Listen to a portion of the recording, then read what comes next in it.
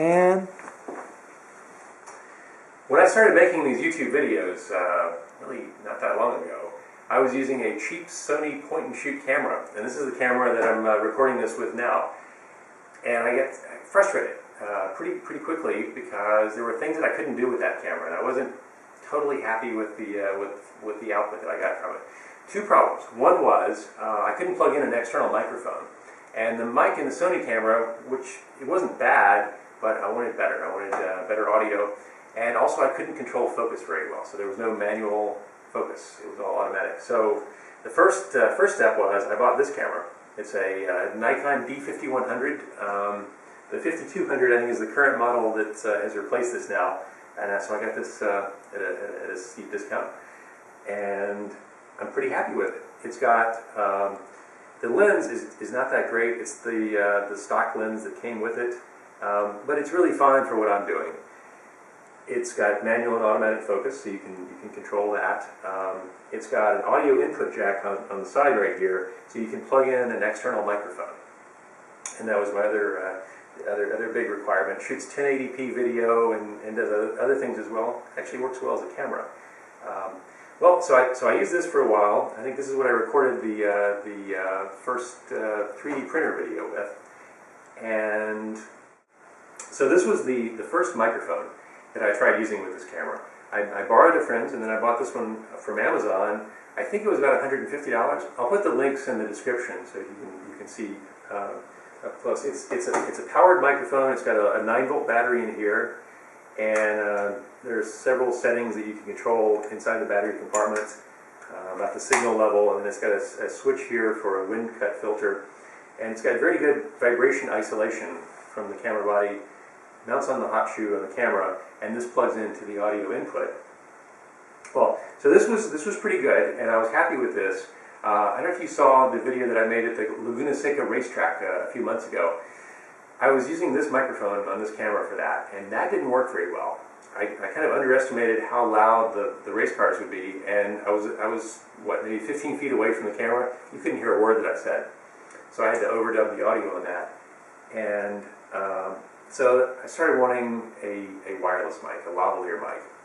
Another problem with this, maybe not problem, but if I turn my head, like if I look at something else while I'm talking, the sound of my voice goes lower and then higher as I turn back towards the camera.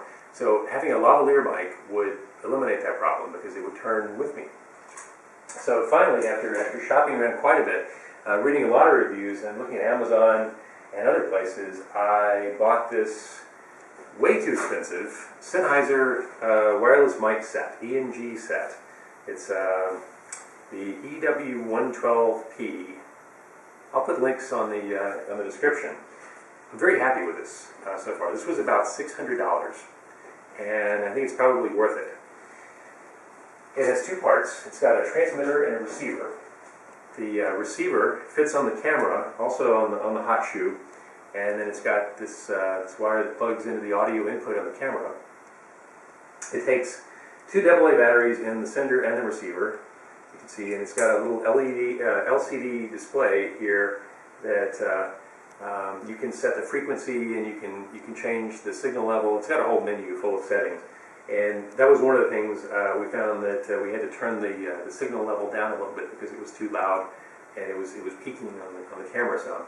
But now I'd like to do, I'll show you a test first with the Rode video mic, and second with this Sennheiser wireless mic set, and on this camera, and then you can see for yourself.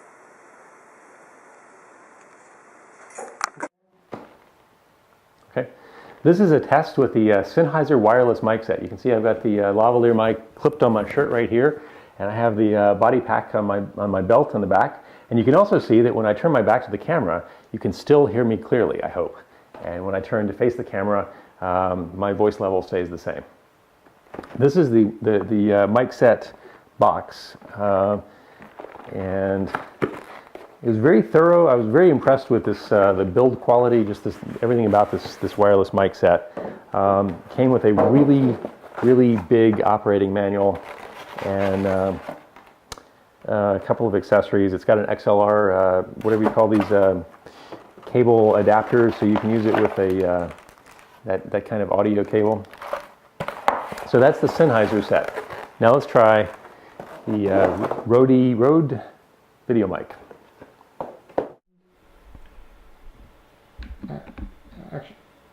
This is a test with the Rode video mic, shotgun mic mounted on the Nikon D5100.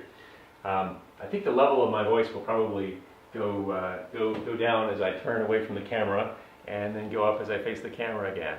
But it's, on the whole, it's not bad.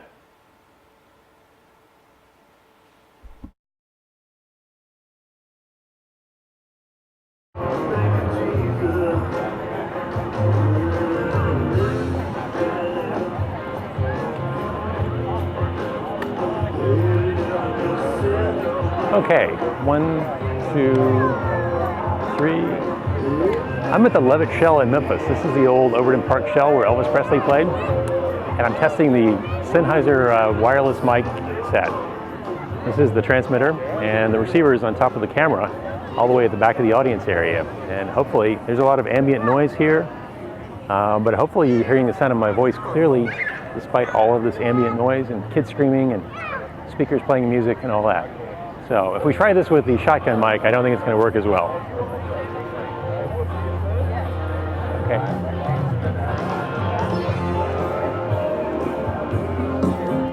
Shotgun? Yes. Okay. I know it's not going to work, but I just want to. Yeah. Yeah. Well, let's listen to it. Let's listen back. Okay.